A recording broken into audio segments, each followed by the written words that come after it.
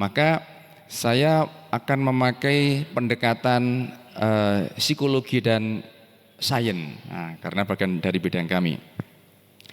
Jadi saya akan menyampaikan bahwa cinta dan kebaikan hati itu bisa menyembuhkan apapun kondisinya dari sudut pandang psikologi dan sains. Ngaten nggih? Jamaah sekalian, saya sangat yakin jenengan jamaah subuh berangkat dari rumah ke masjid ini ada panggilan cinta di sana. Ada inner call yang menggerakkan jenengan.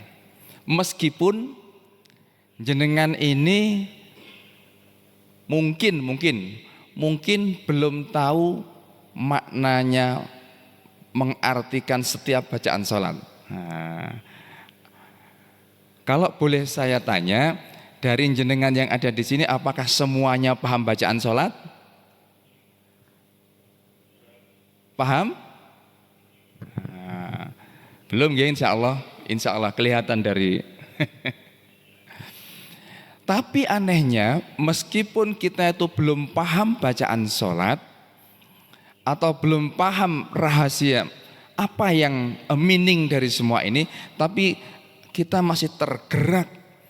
Ada panggilan hati, panggilan cinta yang menggerakkan kita untuk datang ke masjid ini. Apa itu? Ya janji-janji Allah, ya keberkahan subuh dan semua kebaikan langit dan bumi. Sehingga dari itu semua menggerakkan kita. Kalau pengen kaya tuh 2 rakaat sebelum subuh, kan begitu. Kalau pengen hidupnya berkah diliputi keberlimpahan pagi sampai pagi lagi, jamaah subuh, kan begitu. Itu yang men-trigger kita. Itu yang menggerakkan kita. Sehingga jamaah sekalian, dari hal seperti itulah kita melakukannya, kita mengerjakan semuanya dengan penuh cinta dan kita mendatangi masjid. Lama-kelamaan cinta itu dipupuk sehingga ketika kita mendengar adzan dimanapun, tidak hanya subuh, kita seperti tergerak, kita seperti terpanggil untuk segera mendatangi panggilannya. Itu panggilan cinta. Meskipun kita nggak paham apa maknanya, apa artinya. Itulah hebatnya cinta. Kemudian jamaah sekalian, yang lebih menarik lagi, sebuah penelitian itu betapa kita itu yang sudah paham sebenarnya esensi dari subuh, rahasia subuh, dahsyatnya subuh, tapi jarang sekali kita melakukan aktiviti yang sederhana ini. Apa aktivitasnya? Misalnya gini. Pernahkah dari jenengan setiap kali bangun subuh itu, setiap kali melek seperti ini, kemudian menyadari dulu, ya Allah alhamdulillah sik sambean. Ya Allah ambeane sik longgar. Kemudian mata digerakkan mungkin untuk menghilangkan kotoran. Ya Allah alhamdulillah masih bisa melihat. Masih kelihatan abahnya. Masih kelihatan umiknya, masih kelihatan istri, masih kelihatan anak. Kemudian mungkin tangan kita mau ngambil minuman, ya Allah masih bisa digerakkan. Kemudian kita mau berdiri, ya Allah masih bisa dipakai berdiri. Nah, mungkin dari kita jarang yang menyadari ini aktivitas yang sangat mendasar, yang kalau kita lakukan itu jamaah sekalian, maka insya Allah hidup kita itu akan benar-benar dipenuhi dengan kesadaran yang penuh dan kesehatan yang prima. Menyadari, bahasa sekarangnya itu, bahasa penelitiannya namanya mindfulness. Hadir, sadar bahwa ya Allah masih hidup. Baru berdoa, alhamdulillahilladzi ahyana. Ayo siapa yang hafal doanya bangun tidur, saya kasih hadiah buku. Alhamdulillah saya sama Ustadz Huda sudah nulis buku itu ada, kalau Ustadz Huda ada 10 lebih, saya baru 7. buku yang terakhir saya ini masih dalam proses bagaimana menspiritualkan jiwa kita. Nah, masih dalam proses. Kalau buku yang lain itu tentang keluarga, tentang parenting, tentang family, ada juga tentang spiritual purna tugas. Yang ini banyak dilatihkan di BUMN maupun di bank-bank di Indonesia. Bagaimana ketika purna tugas itu makin kaya, makin sehat, dan makin bahagia. Nah, ada yang hafal doanya doa sesudah bangun tidur? Nggih, saya harus ngacung dulu, monggo.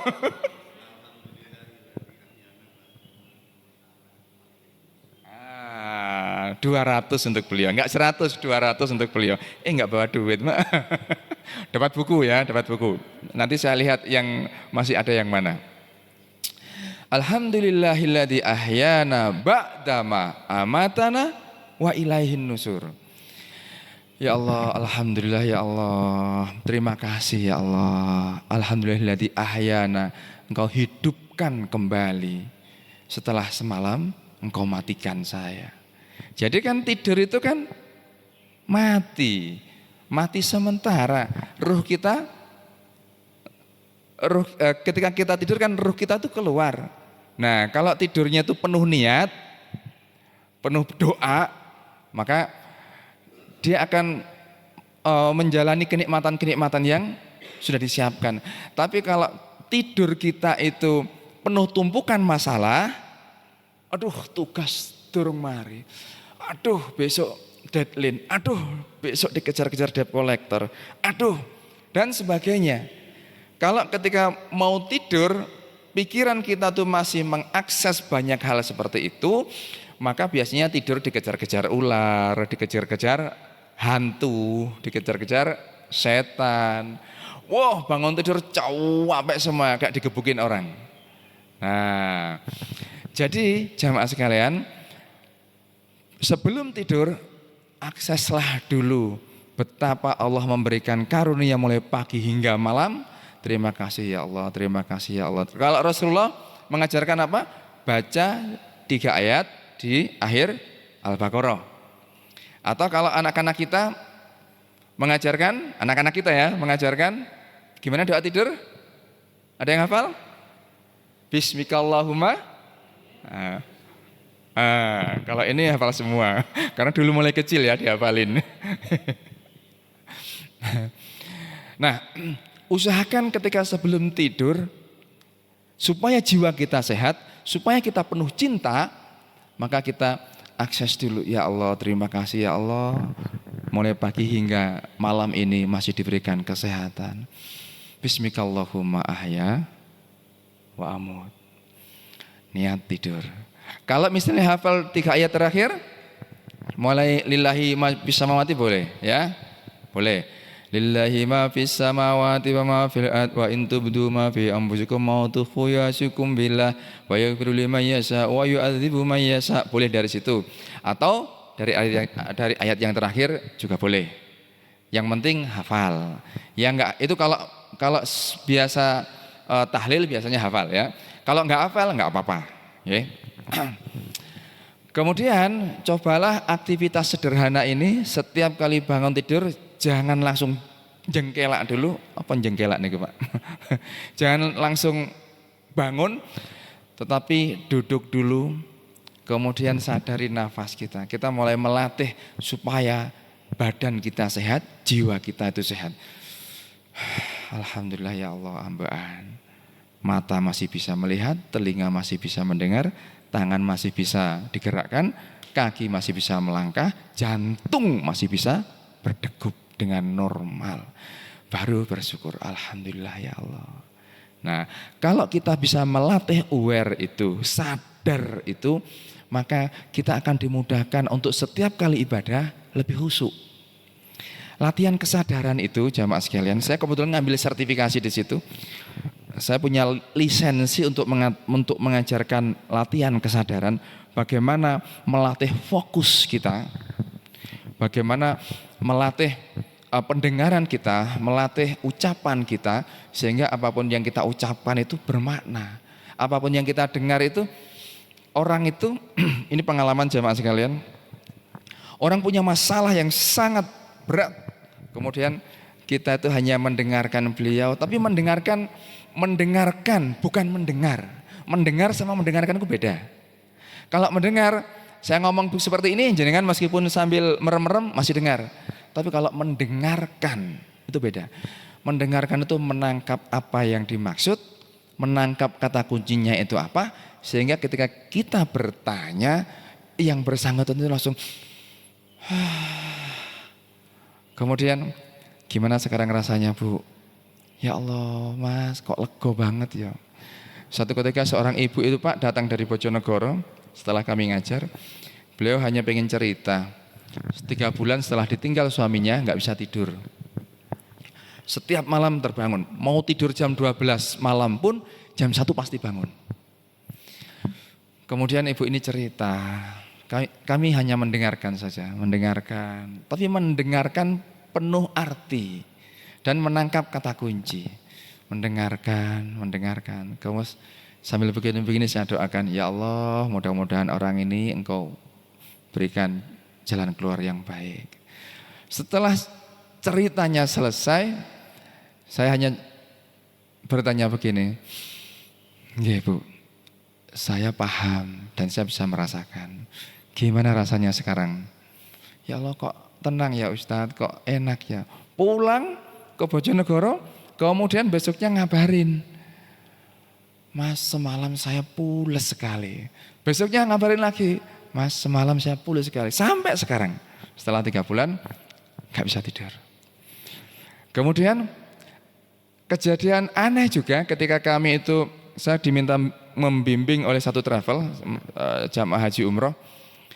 Di sana ada satu jamaah itu pekerjaannya ganggu temennya. Ganggu Pak.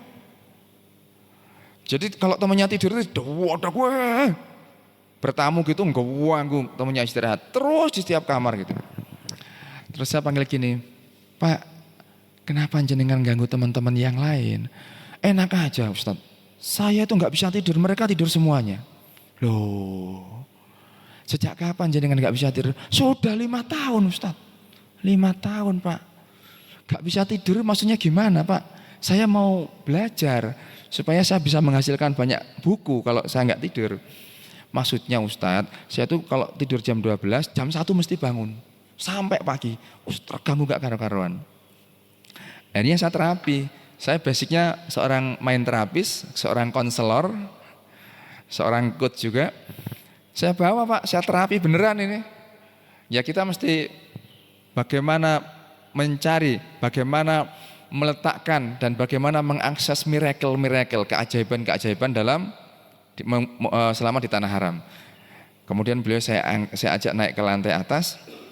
Kemudian saya sedikit sugesti seperti ini. Pak, ambil air zam-zam. Kemudian doa dulu.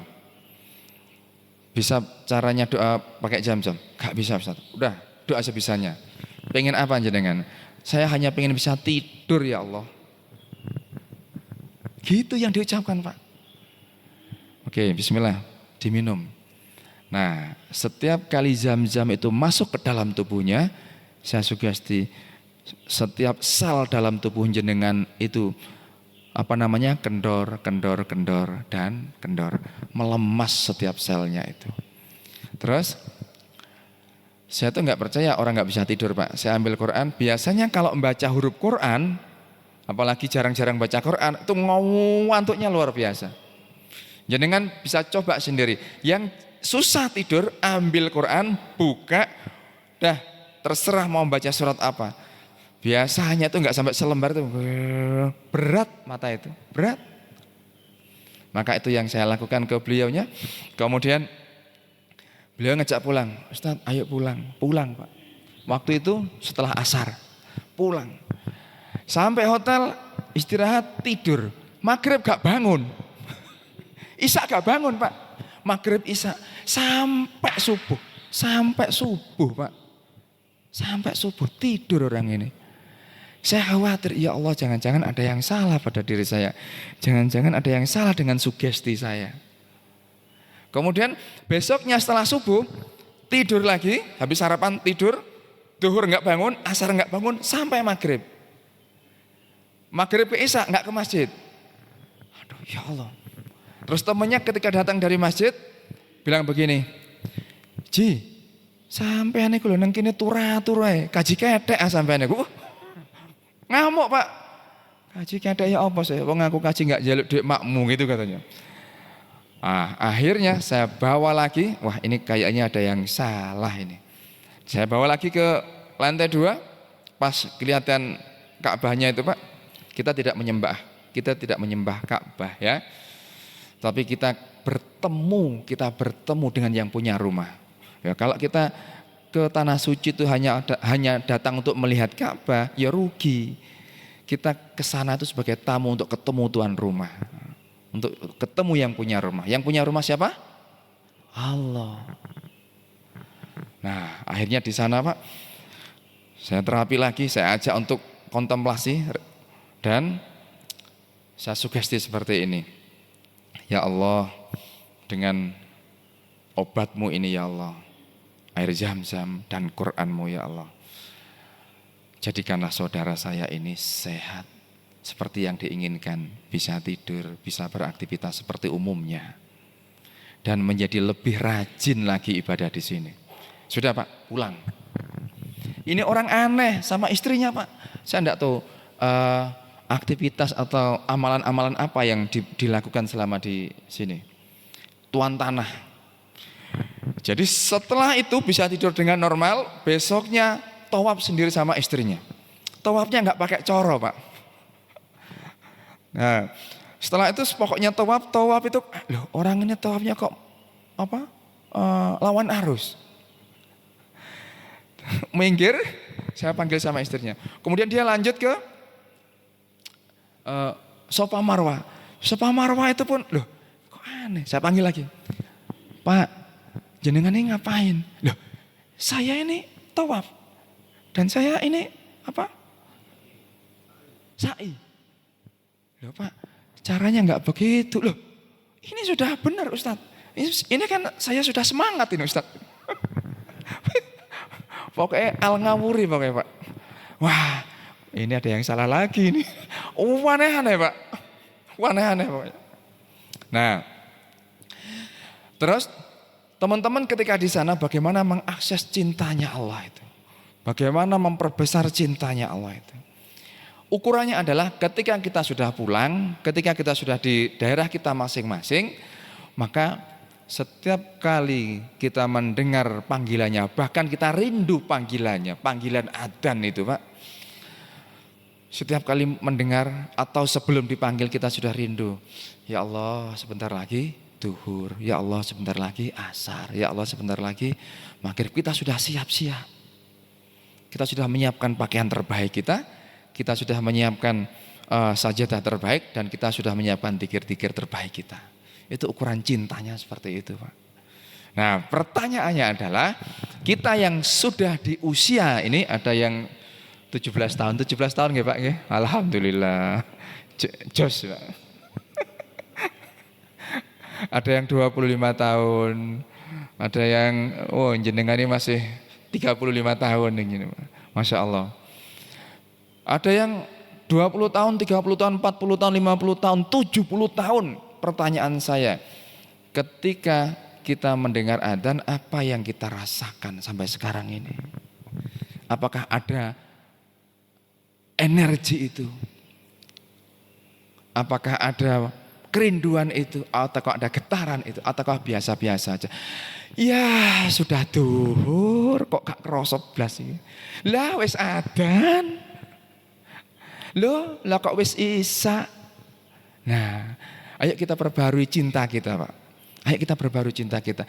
Saya percaya 100% jenengan itu punya cinta yang sangat besar ke Allah. Terbukti subuh-subuh mau datang ke sini. Yang lain masih tidur, jenengan mau datang ke sini. Itu artinya panggilan cinta. Tapi ayo panggilan cinta ini enggak hanya subuh. Duhur nanti, asar nanti, maghrib nanti, isya nanti. Juga penuh dengan panggilan cinta. Dan jenengan jangan kosongan. Setiap kali datang, setiap kali memenuhi panggilan cinta itu, mulai dari rumah atau dari kantor menuju ke tempat ibadah, ke masjid, penuhilah dengan dzikir-dzikir dan penuhilah dengan doa-doa terbaik. Kita nggak akan pernah tahu doa bagian mana yang dikabulkan Allah. Maka selipkanlah selalu doa-doa terbaik. Saya selalu mengajak ketika orang belajar, ketika masuk sesi sesi mindful, sesi kesadaran diri, pasti yang dikeluhkan adalah penyakit dan sebagainya. Mereka lupa bahwa yang dia alami selama ini sehatnya nggak pernah diakses, nggak pernah disyukuri, yang diingat adalah sakitnya saja. Dan ini terjadi pada ibu saya, Pak. Ibu saya itu, Pak, sebelum puasa kemarin olahraga tiba-tiba blek jatuh stroke. Separuh, Pak. Separuh. Sebagai seorang terapis bukan terapis pijet nggih, Pak. Mungkin mas-mas pijet. Mboten. Saya terapi jiwa. Terapi mental. Ibu saya sakit dan stroke separuh. Setelah sakit itu yang dilakukan apa? Ngeluh. Meskipun setiap hari itu sholat malam nggak pernah lepas, jamaah nggak pernah ini. Tapi ketika diberikan ujian ngeluh, Pak, ngeluh. Seminggu ngeluh di rumah sakit, ya Allah, kok saya sih, ya Allah, kenapa saya? Wong aku gak opo-opo. Ngeluh terus. Pokoknya wis ngene iki mati ya, wis mati. Saya dengerin aja, Pak, namanya orang tua. Kemudian saya bilang begini, Mak, kalau njaluk mati, kalau minta mati, orang sehat itu mati, orang sakit juga mati, orang miskin mati, orang kaya juga mati, semuanya pasti mati. Pilihannya cuma dua, mau mati husnul khotimah atau mati su'ul khotimah. Emak minta mana? Ya minta yang husnul khotimah. Gak mungkin, gitu kan? Gak mungkin orang itu bisa husnul khotimah kalau ngeluh terus, kalau gak mau terima keadaannya, kalau nyalah-nyalahin keadaan, gak mungkin husnul khotimah. Kalau tiba-tiba ngeluh, ya Allah, tiba-tiba mati, pasti su'ul khotimah, Mak. Kaget, Mak, saya. Ibadah selama ini seolah-olah lewat gitu aja. Saya bilang begini, Mak, kalau mati husnul khotimah itu gampang, sing penting seneng. Kalau seneng hati seneng, itu akan husnul khotimah. Seneng gimana? Lawang dikasih ujian kok ngene kok seneng. Kowe gak melok ngrasakno, lah kowe gak iso apa-apa. Kemudian saya bilang begini, Mak, sekarang usia 70 tahun, 69,11 bulan, 69 tahun, 11 bulan, emak itu sehat. Nggih napa nggih? Sehat emak 69 tahun, 11 bulan itu enggak pernah disyukuri. Coba itu yang disyukuri, Mak. Ya Allah, matur suwun 29 tahun sehat. Lah iki baru seminggu, baru 2 minggu diuji, kasih ujian seperti ini, ngeluhe kayak langit bumi. Akhirnya ya Allah, astagfirullahaladzim. Wirid setiap hari yang saya minta dari beliau, alhamdulillah ya Allah, sebelah kiri ini masih bisa melihat, Pak. Ini masih bisa. Kemudian 1 minggu ketika ngeluh terus, ini ngapunten miring, Pak. Awalnya enggak miring, karena ngeluh terus miring. Akhirnya, Mak, pokoknya ya Allah, matur suwun ya Allah, jangan fokus ke yang sakit, Mak. Wes serana Gusti Allah. Ya Allah, matur suwun ya Allah, matur suwun ya Allah, matur suwun ya Allah. Ini masih bisa melihat, yang kiri masih bisa ngambil minum, makan, yang kanan masih bisa digerakkan, yang sini enggak bisa sama sekali. Kemudian emak saya ini setiap hari yang dilakukan itu. Dan ajaib, Pak, ajaib. Ketika melakukan itu cintanya tumbuh kembali. Ya Allah, setiap yang ada di ininya cuma ya Allah, Allah, Allah. Cintanya tumbuh kembali dan hatinya pun enggak lagi ngeras. Hatinya pun mulai lembut. Kemudian ya Allah, ya Allah. Saya pulang, Mak, kula paringi jimat. Jimatnya apa? Wong saya beli di pasar, Pak. Tasbih kecil itu loh, Pak. Maksud saya supaya Mak itu Allah, Allah seperti itu. Kasih jimat, Mak. Ini pun penuh doa. Orang desa kan penuh sugesti ya. Akhirnya terus ya Allah, ya Allah, ya Allah, ya Allah. Besoknya sama dokter disuruh pulang. Mas, terapi aja di rumah. Oh, siap. Kemudian di rumah banyak zikir. Pokoknya banyak terima kasih ke Allah. Apapun itu kondisinya. Kemudian emak saya itu perlahan tapi pasti, Pak. Perlahan tapi pasti. Ini sudah mulai lurus.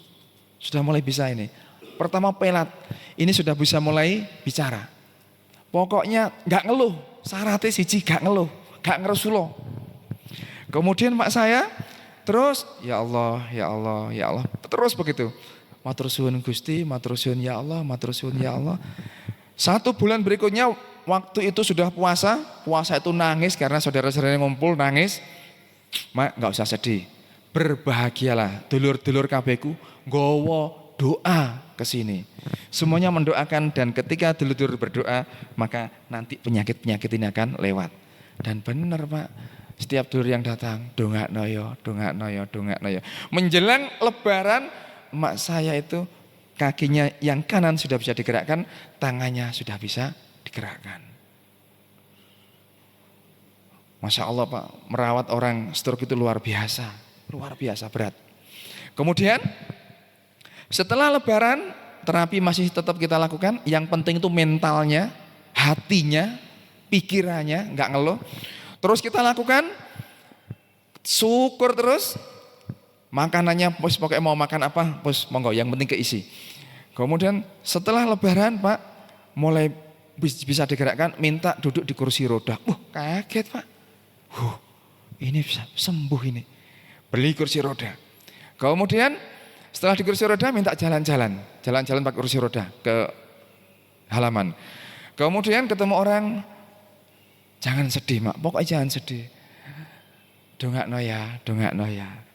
Dan yang terjadi setelah sebulan kemudian, mak saya sudah bisa berdiri, tangannya sudah bisa digerakkan, kakinya ini sudah bisa dipakai berdiri. Terus waktu terus berjalan hingga sekarang emak saya sudah bisa berkata dengan normal, tangannya sudah bisa normal, kakinya sudah bisa normal, berjalan pun juga sudah dengan normal, ke toilet sudah normal, semuanya normal, sembuh. 70 tahun sembuh. Dengan apa? Dengan terapi cinta, dengan terapi kelembutan hati. Masya Allah Pak, mensyukuri apa yang ada. Kita itu gak iso bahagia, kita itu gersang. Meskipun punya mobil 2, punya rumah berapa, kita gersang karena kita tidak terima kasih ke Allah dengan apa yang sudah ada. Betul apa betul? Kita banyak mikirin yang gak ada.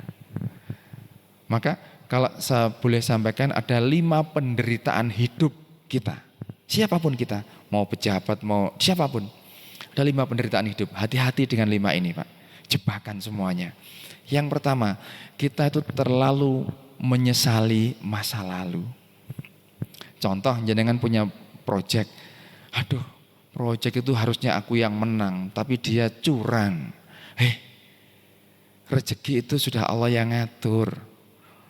Kalau kita menyesali yang sudah ada atau menyesali apapun itu di masa lalu, maka ini jebakan bagi kita.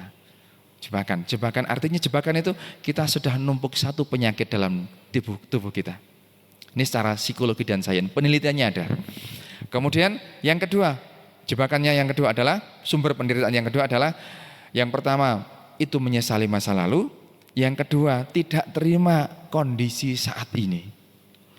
Kalau kondisi saat ini itu, ya rumah kok gini-gini aja, aduh bisnis COVID, wis semuanya itu rugi dan sebagainya, ngeluh aja. Itu jebakan, itu sumber penderitaan.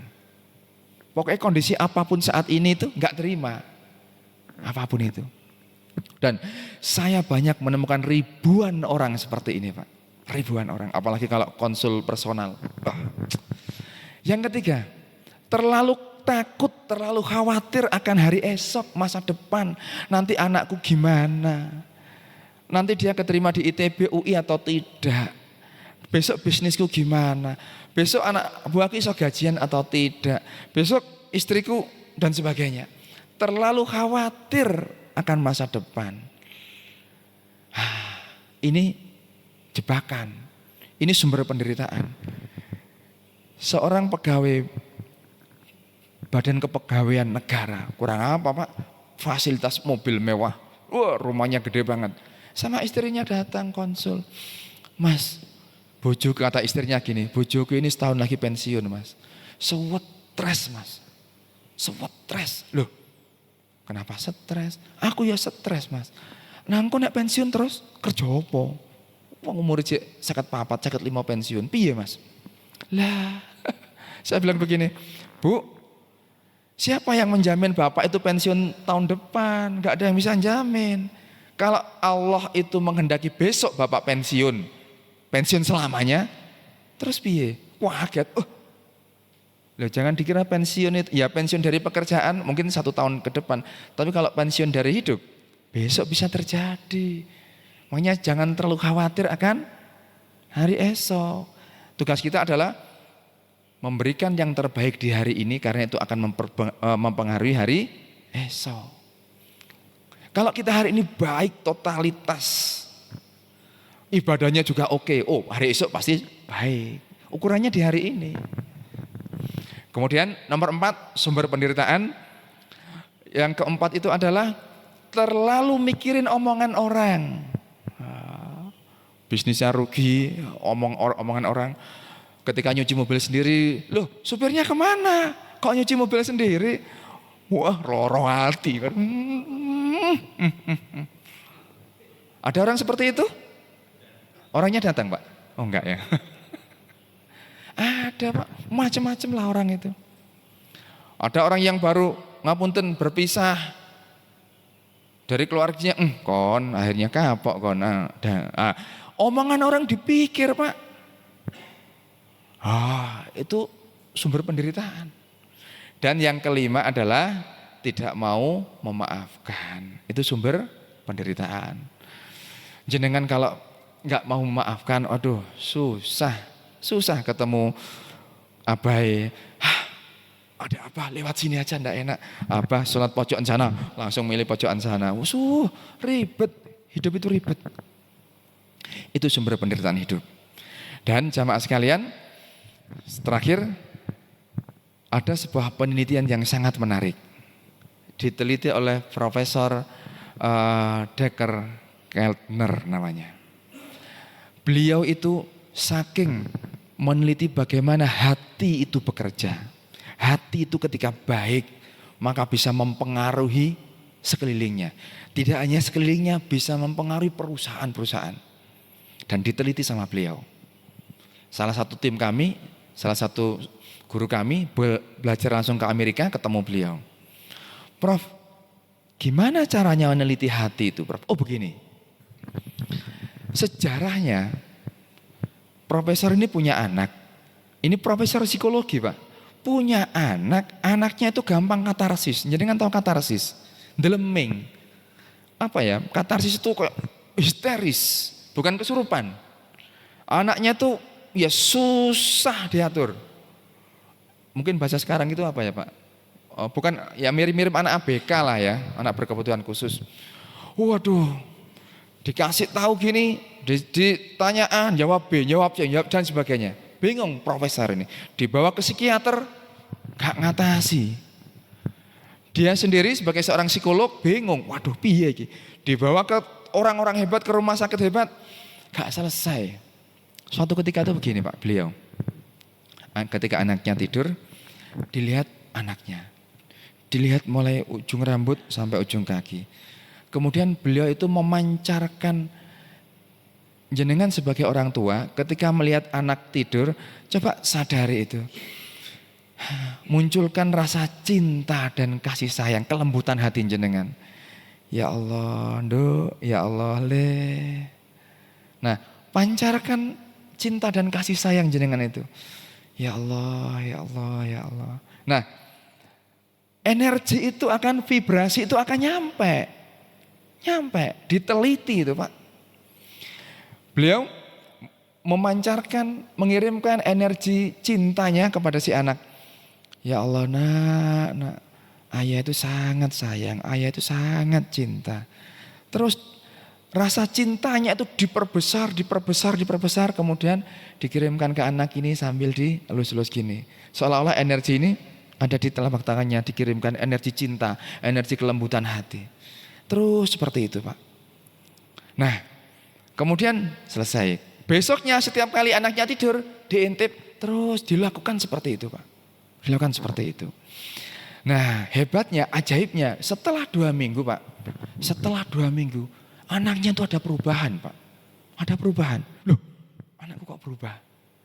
Terus dilakukan lagi terapi ini Pak. Ya Allah, ya Allah, ya Allah. Loh anaknya itu dalam 1 bulan berubah Pak. Berubah. Profesor ini kemudian jangan-jangan ini kebetulan. Beliau membuat angket dikirim ke 5.000 mahasiswanya. Dikirim, kemudian angket itu diolah datanya. Kemudian dari hasil itu loh ternyata hasilnya kok sama. Kebaikan hati ini. Kemudian dipraktekkan lagi, akhirnya beliau buka klinik. Klinik kasih sayang, klinik kebaikan hati. Wah ternyata Pak yang terapi banyak banget. Orang-orang Indonesia hanya untuk terapi ketenangan jiwa ke sana Pak. Nah, orang Indonesia itu aneh-aneh. Padahal kalau mau tenang tempatnya di mana? Di sini. Di sini loh Pak tempatnya tenang itu, di sini.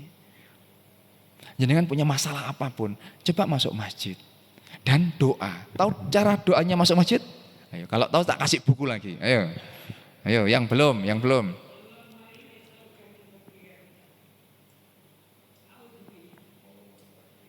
Nah, doanya Allahumma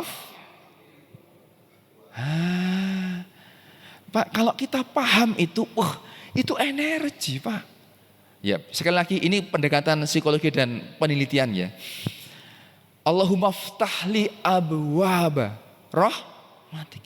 Ya Allah, bukakanlah. Itu jamak loh Pak kata-katanya itu. Allahumma ftahli abwab. Ya Allah, ketika buka pintu, masuk pakai kaki kanan. Ya Allah, Allahumma ftahli abwaba rahmatik. Ya Allah, bukakanlah pintu. Di sini ada berapa pilar? Ada berapa pintu itu Pak? Pintu. Maksudnya pintu yang cukup itu loh Pak. Pintu. Ya Allah, bukakanlah pintu rahmatmu di rumahmu ini. Gitu Pak. Baru jenengan itu sholat terus doa. Ya Allah, tidak ada masalah yang besar bagimu ya Allah.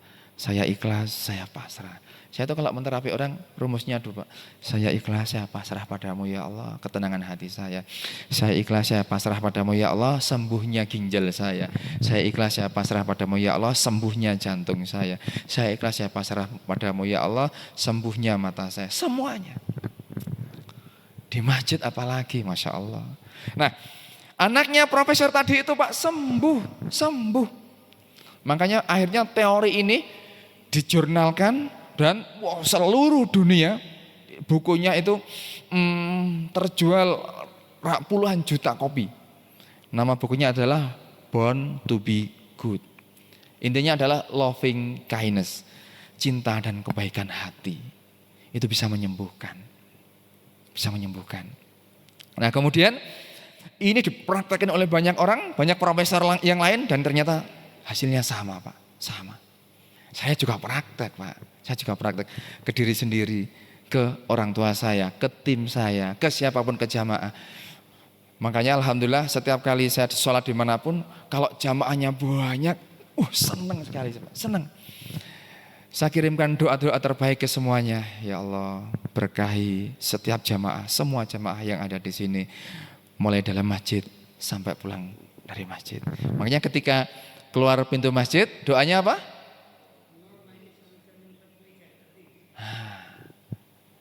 Masya Allah. Diri Islam itu luar biasa Pak. Di rumah, di dalam masjid ini energinya sangat besar sekali. Maka ayo kita coba. Kalau omongan jenengan itu sudah tidak didengarkan oleh istri, oleh anak buah, oleh siapapun, please silent, stop. Diam. Kalau omongan sudah nggak didengerin, diam. Karena apa? Jangan-jangan hati kita itu berbicara lebih keras dari omongan kita. Artinya apa? Kita itu omongan kita A, ternyata perilaku kita B. Contoh, nak ke TPG, nak ngaji Iqra, nak dan sebagainya. Tapi kita tidak melakukan itu. Itu namanya perilaku kita berbicara jauh lebih keras daripada omongan kita. Kita ngajak dia ke masjid, kita nggak ke masjid. Kita nyuruh dia ngaji, kita nggak ngaji. Mas, aku sampai setua ini belum bisa ngaji. Gak masalah, gak masalah. Tapi jangan ngasih contoh yang tidak baik. Anak-anak disuruh ke masjid, jenengan juga harus rajin ke masjid. Sepakat? Nah, maka yuk jamaah sekalian, kita praktekin bersama. Energi cinta dan kebaikan hati kita itu bisa dirasakan oleh siapapun, siapapun. Baik anak kita, istri kita, orang lain, siapapun. Orang itu kalau hatinya baik, meskipun tidak bisa ngomong seperti ini, pasti bisa dirasakan oleh siapapun. Tapi kalau hatinya busuk, mau ngomong sebagus apapun, pasti nanti ujung-ujungnya ya muncul itu Pak, busuknya itu juga muncul. Maka yuk akses setiap hari energi-energi cinta itu. Cinta dan kebaikan jenengan itu menyembuhkan. Sekali lagi kalau omongan sudah nggak didengar, perintah nggak dilakukan, stop, please, silent, diam. Pakai apa? Pakai hati, pakai kelembutan hati. Kelembutan hati itu biasanya kita mengakses nafas dan disimpan di perut. Kalau kita pakai menggunakan nafas dada, itu masih emosi yang ada. Orang kalau emosi itu ketika emosi. Kalau orang nafasnya masih pakai ini Pak, susah untuk melatih kelembutan hati. Maka pakailah nafas perut. Nafas perut itu nafas yang paling natural. Bayi, anak kecil itu nafasnya pakai nafas perut. Nah, kalau nggak percaya, lihat ketika dia tidur, perutnya yang mengembang. Nah, nafas perut itu kalau kita ambaan, itu perutnya yang mengembang, bukan dadanya. Kalau nafas dada, itu dadanya yang mengembang. Kalau kita sering pakai nafas dada, karena sudah biasa, maka hati-hati. Kalau kita emosi, itu akan jantung pacunya lebih cepat lagi dan hati-hati. Biasanya sering serangan itu ya. Maka yuk mulai latih nafas perut. Kalau lagi emosi, tarik nafas, tahan di perut. Ya Allah, enak banget. Ketika memancarkan energi cinta dan kasih sayang, ya Allah, maka kirimkan energi itu. Dan ini terbukti, saya sudah mengalami keajaiban, banyak keajaiban di sini Pak. Dengan energi cinta dan kebaikan hati ini. Banyak sekali. Dan ini saya praktekkan untuk jarak jauh. Karena penelitiannya adalah antara anak sama orang tua itu frekuensinya sangat dekat sekali. Frekuensi itu kalau di agama namanya asbujanaf. Kalau di biologi namanya tulang katak atau tulang relik. Kalau di Hindu namanya sarikadatu. Orang Hindu kalau mati dibakar semuanya akan habis kecuali satu. Tulang reliknya, tulang kataknya dia nggak akan hancur. Dan kalau orangnya baik itu biasanya bening sekali. Itu kode frekuensi yang bisa memancarkan antara kita sama anak kita, oleh keluarga kita atau sama orang lain. Seberapa dekat kita. Dan ini sering sekali saya praktekin Pak. Ya kita ilmu itu kan harus dipraktekkan Pak. Ilmu itu tidak akan pernah bisa mengubah hidup jenengan semuanya. Yang bisa merubah hidup jenengan semuanya itu adalah praktek, tapi pakai ilmu. Kayak seperti ini, jenengan kan dapat ilmu, dapat ilmu. Tapi kalau nggak praktek, ya podo wae. Ya sama aja, hanya akan jadi pengetahuan saja. Tapi itu semua bisa ngerubah hidup kita kalau kita prakteknya pakai ilmu. Nah, itu Pak. Maka ilmu yang bisa ngerubah hidup itu ya begitu. Ilmunya dipraktekkan. Sebagus apapun ilmu kalau nggak praktek ya sama aja. Jenengan dikasih tahu nih, Quran ini obat. Sudah tahu Quran itu obat, yang bicara siapa? Allah.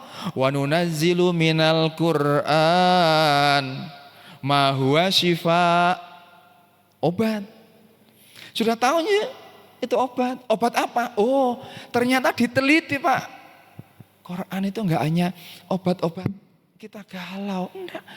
Obat semua kehidupan. Mau bisnis ada di situ obatnya. Mau sehat ada di situ obatnya. Mau kaya ada di situ obatnya. Mau apapun ada di situ obatnya, Pak. Wah, ini kalau diteliti ngeri, Bos, ngeri. Sayangnya saya nggak bawa laptop tadi itu. Ngeri kalau diteliti, Pak. Semakin kita meneliti itu, Masya Allah, kita tuh makin apa ya? Melihat orang itu yang ada hanya melihat jenengan berjalan, yang adanya ya Allah, mudah-mudahan yang berjalan itu semua yang Kau berkahi. Ya Allah, mudah-mudahan orang yang naik rengkek bawa dagangan itu ya Allah, pedanya sudah usang. Ya Allah, mudah-mudahan Kau paringi laris ya Allah. Itu ada orang tua gendong anak, bonceng anaknya 4. Duh ya Allah, mudah-mudahan Kau selamatkan. Enggak ada pikiran jelek itu loh, Pak. Kalau kita terus mengeksplorasi ini. Ngeri, Bos. Ngeri.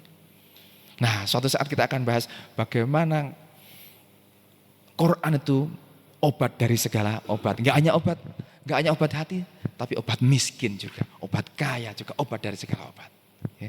Nah, itu jemaah sekalian, sebenarnya saya ingin ngajak praktek sebenarnya. Praktek bagaimana mengakses cinta dan kebaikan hati kita untuk diri kita sendiri, kemudian kita kirimkan ke anak kita, ke istri kita, atau ke siapapun yang pengen kita tuju. Tapi mungkin waktunya sudah habis. Mungkin bisa kita lanjut next time dan praktek langsung bagaimana mengirimkan cinta terbaik, dan kita bisa membuktikan bahwa kebaikan hati kita itu benar-benar bisa menyembuhkan. Kalau cerita ini sudah banyak sekali, Pak. Banyak sekali. Itu jamaah, monggo jika ada yang ingin ditanyakan dipersilakan. Monggo. Tidak ada, terima kasih. Monggo, Abah. Waalaikumsalam warahmatullahi wabarakatuh.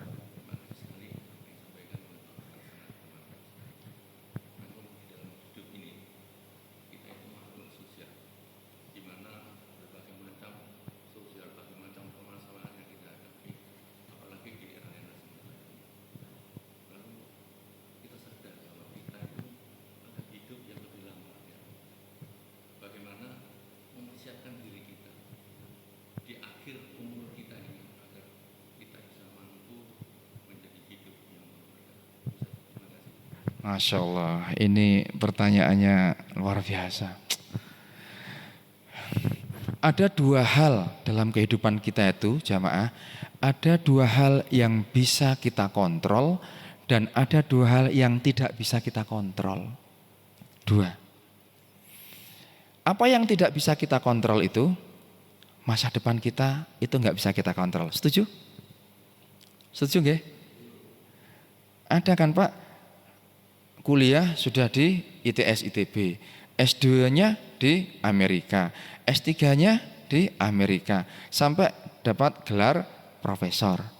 Kemudian balik ke Indonesia, ini kan mungkin jenengan pernah baca ini ya, balik ke Indonesia dikasih jabatan tertentu, ini orang guru besar terbaik, teladan, ternyata ditangkap KPK.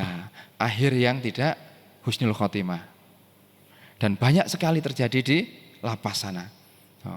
Kemudian ada juga kan orang itu, misalnya contoh saya dari desa sekali ya. Dari desa, kemudian cita-citanya hanya pengen sekolah, ternyata dapat beasiswa ke negara ini, pulang sudah jadi dokter di usia muda. Itu ada teman seperti itu. Dan sekarang Masya Allah, Masya Allah luar biasa. Ternyata rahasianya adalah, yang dipegang adalah Quran. Jadi ada hal yang tidak bisa kita kontrol. Apa yang akan terjadi besok nggak bisa kita kontrol. Kita nanti mau berakhir seperti apa itu nggak bisa kita kontrol, bukan dalam kontrol kita. Omongan orang seperti ini nggak bisa kita kontrol. Kita keluar dari masjid, orang ngomongin kita, itu kita nggak bisa kontrol. Sikap orang lain itu nggak bisa kita kontrol. Jadi kalau kita sakit hati dengan omongan orang, dengan sikap orang lain, oh itu jenengan menderita, pengumuman menderita. Orang lain lo belum tentu perhatian sama kita. Nggak bisa kita kontrol. Yang bisa kita kontrol itu apa? Yang bisa kita kontrol itu adalah ini. Hati kita, respon terbaik kita, sikap kita itu bisa kita kontrol. Pikiran kita itu bisa kita kontrol. Contoh, Abah Arif setiap hari di masjid, pulang waktu menjelang duha. Ada orang lewat tuh. Iya, kono gak kerja, nang masjid ae. Memang warak nang masjid dan sebagainya lah. Kita tersinggung dengan omongannya. Padahal omongan apapun orang luar nggak bisa kita kontrol, betul? Yang bisa kita kontrol adalah mungkin kalau ada omongan seperti itu, alhamdulillah ya Allah, alhamdulillah orang mendoakan saya untuk jadi ahli masjid. Gitu. Kalau ada hal yang tidak enak terjadi, kemudian respon kita itu respon yang tidak positif, itu akan membuat dada kita itu sesek. Betul apa betul? Kita rugi itu. Padahal ketika jenengan itu ada emosi di sana, ini rahasia Pak, rahasia, jangan bilang-bilang ya. Ketika kita ada emosi di sana, ketika dikata-katain sesuatu sama orang dan kita merasa ada emosi di sana, ada sakit hati. Jenengan doa Pak. Ketika emosi itu energinya tinggi. Kan salah satu doa yang cepat dikabulkan itu adalah doa orang terdolimi. Doanya itu energinya tinggi. Kalau dipakai ngelawan, kalau dipakai ngomong gak enak, batal bos. Ketika emosi itu tinggi, itu frekuensinya lagi bagus, doa. Ya Allah, hafal Quran, ya Allah, hafal Quran. Setiap kali orang ngomong gak enak, ya Allah, hafal Quran, ya Allah, hafal Quran. Gitu Pak. Enak kan? Di sini enak kan? Enak. Saya di Masjid Al-Akbar itu Pak, yang dulu sekarang dipimpin oleh imam besarnya. Orang-orang tua itu Pak, setiap hari saya challenge, setiap hari ngumpul seperti ini. Para pensiunan, ayo kita tantang diri kita sendiri supaya kita nanti berakhirnya husnul khotimah. Husnul khotimah itu hadiah dari Allah Subhanahu Wa Taala. Kalau biasanya tuh kalau aktivitasnya itu baca Quran, insya Allah nanti di akhirnya baca Quran. Aktivitasnya rajin ke masjid, insya Allah berakhirnya juga di masjid, insya Allah. Rajin sujud malam, tengah malam, insya Allah akan dihusnul khotimahkan Allah ketika sujud. Nah bapak-bapak itu, ayo Pak kita tantang diri kita untuk hafal Quran. Gitu Pak. Loh dari mana? Dari juz amma dulu. Setiap hari membaca. Loh Mas aku gak bisa ngaji. Gak apa-apa. Nerok notok. Engkau iso-iso ngaji dewe. Setahun Pak. Setahun. Awal-awal 2 minggu. 1 bulan hafal. Amma yatasa'alun anin naba'il adim. Sudah bisa mengucapkan itu. Setahun Pak.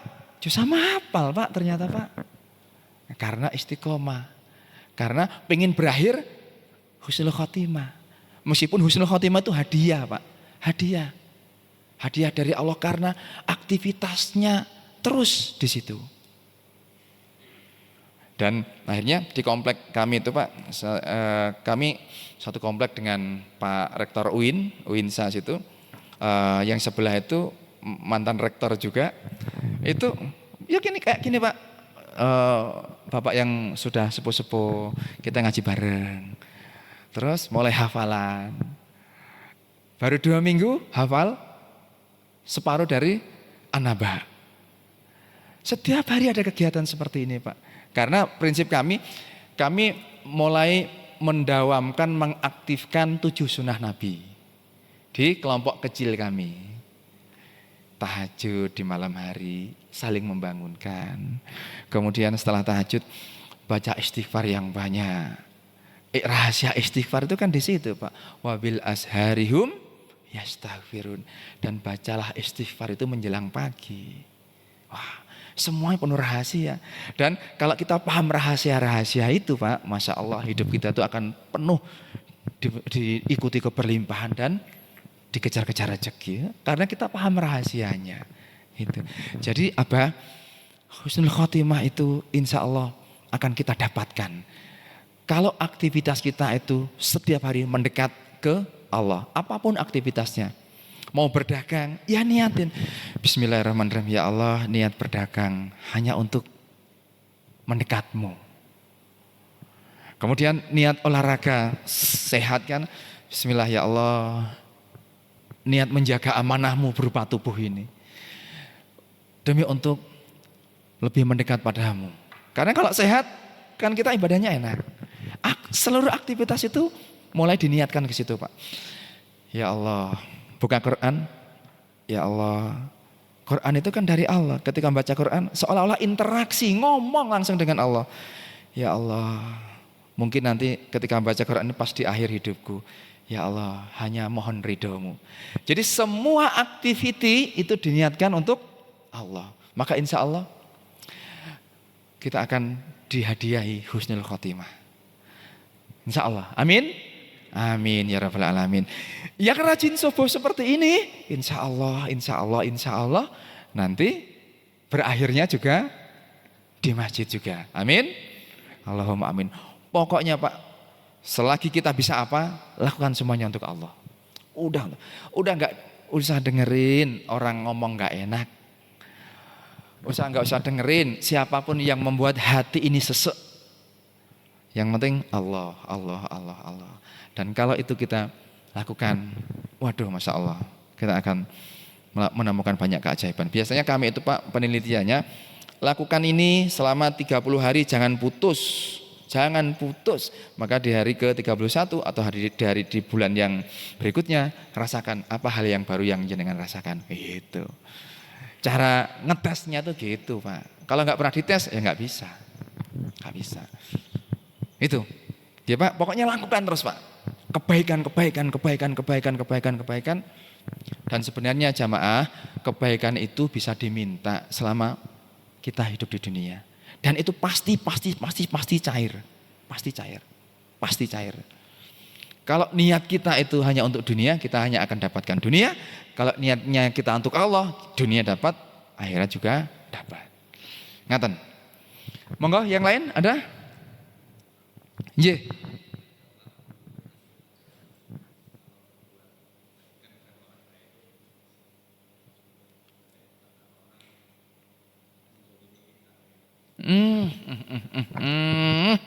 Iki abot, angel wis, angel. Kita dapat warisan 1 miliar, harusnya kita dapat 500 juta, tapi diambil semua, dihabisin oleh kakak kita. Yang terjadi apa? Mangkel, emosi pasti. Dan bersyukurlah ketika jenengan mangkel, berarti jenengan itu masih manusia. Yang pertama ya. Yang kedua, terus gimana Mas supaya nggak bisa mangkel pada kakak yang habisin duit 1 M itu? Ini dia. Berbuat baik kepada orang yang mendolimi kita. Oh, nggak mudah Pak, nggak mudah. Dan kalau ini bisa kita lakukan, itulah esensi bagian dari ayat inna ma'al usri yusron fa inna ma'al. Berat, loro hati itu berat. Tapi ketika itu bisa kita lakukan, wah, kita akan dibaliknya itu Pak, kita akan mendapatkan hal-hal yang ajaib. Berat. Kalau masih ya minimal dengan hati, kelembutan hati Pak. Ya Allah, duit warisan 500 juta jatahku harusnya tak gandane omah, dikorupsi kabeh karo Caca. Ya Allah, luwar hatiku, ya Allah, luwar hati. Ya Allah, tapi harus terjadi. Ingat, sudah terjadi. Dan enggak bisa balik lagi pengumuman. Barang yang waktu kalau sudah terjadi, dia nggak bisa balik lagi. Wis terjadi dan duit sudah habis. Habis. Pertanyaan saya, kalau jenengan tetap sakit hati, tetap mangkel, tetap lara hati, satu, jenengan sudah nyimpen beberapa penyakit di sini, ya penyakit jantung, ya ginjal, diabetes dan sebagainya, darah tinggi. Dan yang kedua, jenengan sudah menutup miracle, keajaiban yang akan datang pada jenengan semuanya. Bisa jadi jenengan gak dapat duit 500 juta, tapi sak keluarga jenengan semuanya sehat. Betul? Bisa jadi jenengan gak dapat duit 500 juta, tiba-tiba jenengan entah itu ikut kegiatan apa, diundi jenengan dapat umroh. Betul? Bisa jadi jenengan gak dapat duit 500 juta, anak-anak diterima di BUMN. Bisa jadi jenengan gak dapat 500 juta, istri yang katanya ada kista, mau diperiksakan sembuh. Ajaib itu macam-macam, Pak. Dan di dunia ini penuh ajaib sebenarnya. Ayatnya banyak tentang keajaiban itu, Pak. Maka kita mesti coba sesekali. Jadi Pak, sekali lagi, ngaji itu, belajar satu ilmu itu Pak, kalau hanya ngedengerin saja, ya alhamdulillah masih belajar. Alhamdulillah juga masih ada pengetahuan baru. Tapi Pak, Bu, kalau nggak pernah dipraktekin, nah itu nguap lali. Orang dina telung dina ngonelak wis lali maneh. Tapi nek dipraktekin bendino setiap hari selama 30 hari saja, maka jenengan coba apa keajaiban, apa hal baru yang saya rasakan. Contoh, jenengan coba mulai praktekin kelembutan hati. Mulai hari ini sampai sak bulan ke depan ojo ngamuan. Ojo emosian. Coba saja Pak, coba 31 hari aja. Lihat sesuatu waktu mau emosi dihitung sampai 100 kalau emosinya itu besar. 1, 2, 3, 4. Gak sampai 100 wis enteng mana. Ketika mau ngomong gak enak hitung sampai 10. 1, 2, 3, 4, 5, 6, 7, 8, 9, 10.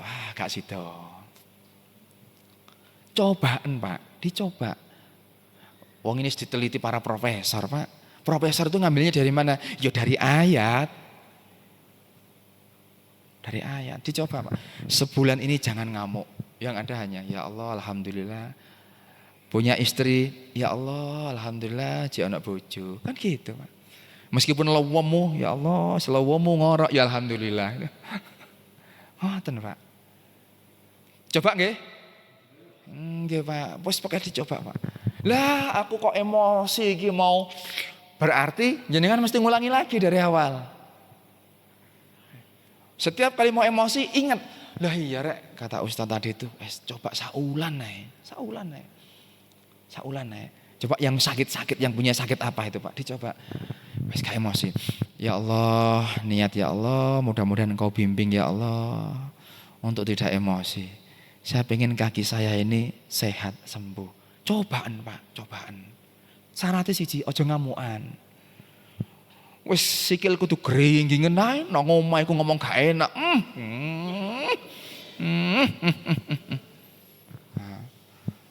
Ngoten Pak. Coba nggih. Bu, coba nggih Bu. Mungkin karo bapake, nek bapake ngamuk Pak, eling Pak, eling Pak, eling. Nek ibuke ngamuk, Bu, lali ta. Terus piye Pak? Wis, ayo gak usah ngamuk, pelukan. Jenengan belum pernah tahu rahasia pelukan. Waduh Pak, penelitian luar biasa, terutama dari Quran. Nggih, ngoten yang bisa kami sampaikan, ada lagi? Kalau tidak ada, mari kita tutup dengan doa kafaratul majelis. Mudah-mudahan jenengan semuanya makin sehat, amin. Tak dongakno tambah sugih kabeh, amin. Rezekinya tambah wakeh, amin. Iso ndang bayar utang, amin. Nek utang-utangan kok banter, amin ya Pak. Dan mudah-mudahan keluarga kita barokah, anak-anak kita barokah, lingkungan kita barokah, masjid yang sangat indah ini juga barokah. Amin Allahumma amin. Kita tutup dengan doa kafaratul majelis. Subhanakallahumma wa bihamdika asyhadu an la ilaha illa anta astaghfiruka wa atubu ilaik. Terima kasih. Assalamualaikum warahmatullahi wabarakatuh.